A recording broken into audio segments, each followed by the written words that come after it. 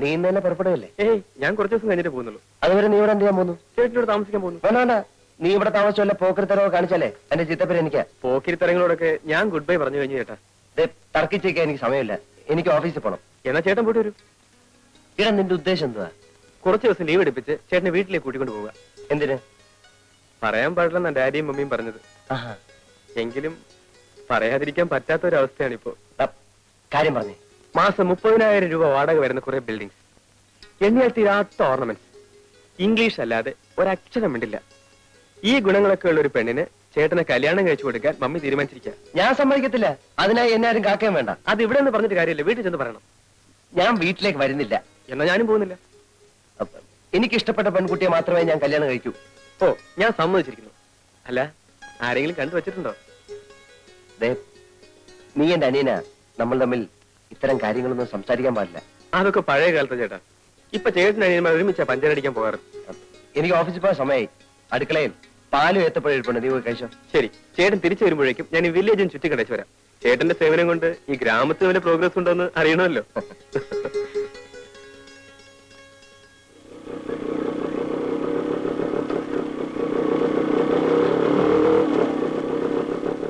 Hello, ഏയ്, ഒന്നിങ്ങോട്ട് വന്നേ.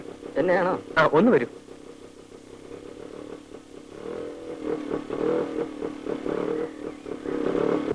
ഈ നാട്ടുകാരനല്ലേ? അതെ. എന്റെ പേര് ബാബു.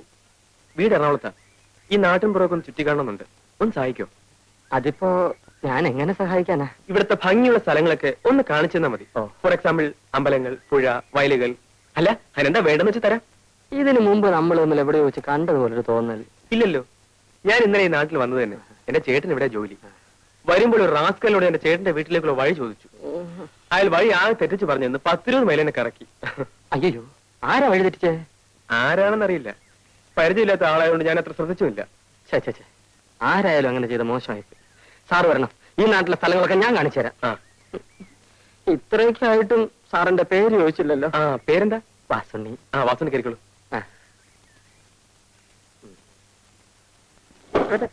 എന്താ മടങ്ങിയിരിക്കും. നേരെ പോട്ടെ. ശിവൻപിള്ളേ, ഇന്ന് എന്നെ പ്രതീക്ഷിക്കണ്ട.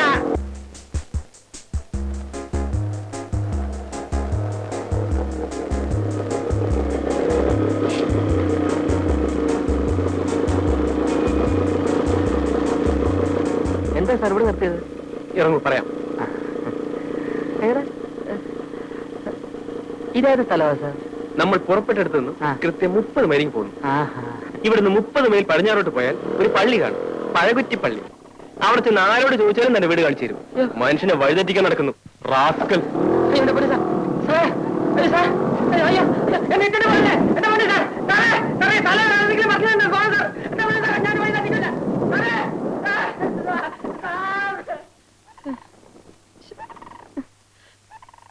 പൈസ പോലും ഇല്ല. ഒരാവശ്യമില്ലാത്ത പണിയായിപ്പോയി.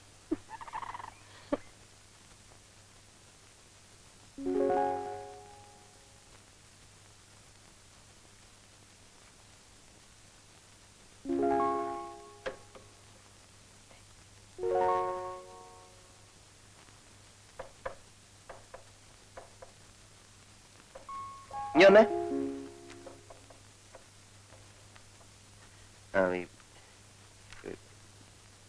പോസ്റ്റ് ഓഫീസിൽ പോയിട്ട് ഒരു ഇല്ലന്റ് വാങ്ങിച്ചോണ്ട് വരണം. ഇല്ലന്റ് എന്തെങ്കിലും ഉണ്ട് സാർ, ഞാൻ തരാം.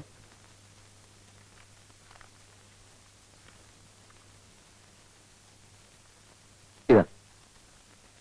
പിന്നെ ഒരു ഉപകാരം കൂടെ ചെയ്യണേ. ആ ബ്ലോക്ക് ഓഫീസിൽ പോയി എന്തെങ്കിലും വിശേഷം ഉണ്ടോ എന്നൊന്ന് അറിഞ്ഞു വരും. എന്ത് വിശേഷം സാർ? അല്ല, അവിടെ എന്തെങ്കിലും വിശേഷം കാണും. ബസ്സിന് കാശ്.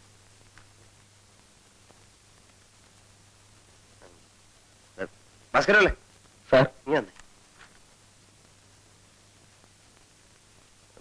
പിന്നെ ആരുടെ കല്യാണത്തിന് എന്തോ പോവാൻ ലീവോ മറ്റോ വേണമെന്ന് പറഞ്ഞിരുന്നില്ലേ? അതൊന്നല്ല സാർ, നാളെയാ. അത് ശരി. എന്നാലും ഇന്ന് തന്നെ ലീവ് എടുത്തോളൂ. കാരണം ഈ കല്യാണത്തിന്റെ തലേദിവസം എത്തുന്നത് നല്ലതല്ലേ? വളരെ സന്തോഷം.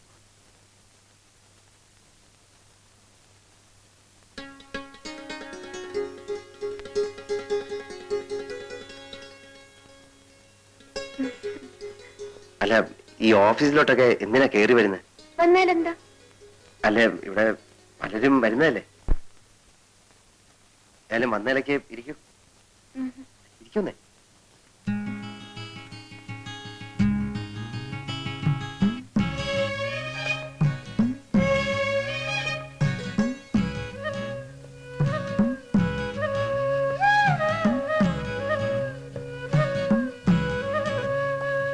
ഏയ്,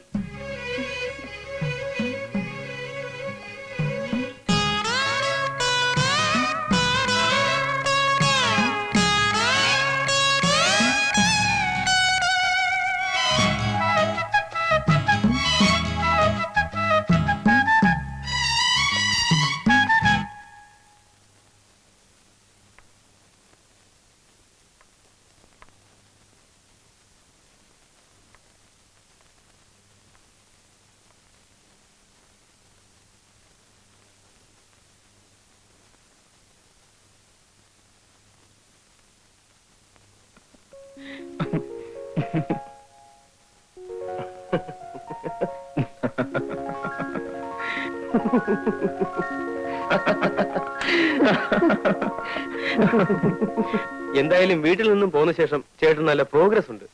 ഞാൻ സ്വപ്നത്തിൽ പോലും വിചാരിച്ചില്ല ചേട്ടൻ ഒരു കാമുകനാകാൻ സാധിക്കുമെന്ന്. ഹ, നീ ചുമ്മാരി ബാബു.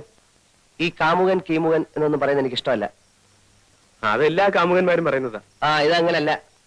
ജീവിതത്തിൽ സുഖവും ദുഃഖവും പങ്കിടാൻ ഒരു പങ്കാളി വേണം തോന്നി.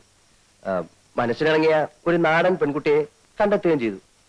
ഇപ്പോ ആകെ കൂടെ അസ്വസ്ഥതയായി. അത് എക്സ്പീരിയൻസ് ഇല്ലാത്തതുകൊണ്ടാ. എന്താ ചേട്ടന്റെ പ്ലാൻ?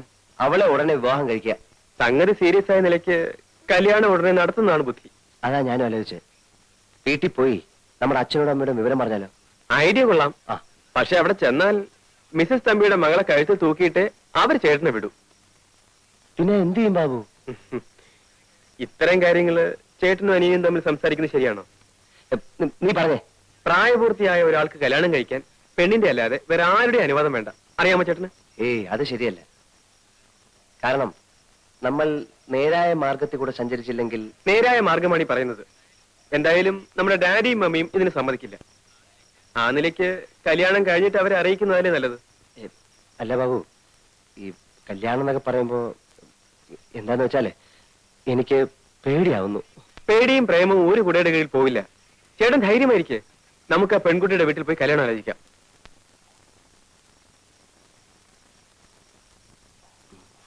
മമ്മിയുടെ ചെവിയിൽ ഈ വിവരം എത്തുന്നതിന് മുമ്പ് കല്യാണം നടത്തണം. അല്ലെങ്കിൽ എന്താ ഉണ്ടാവുന്നറിയോ?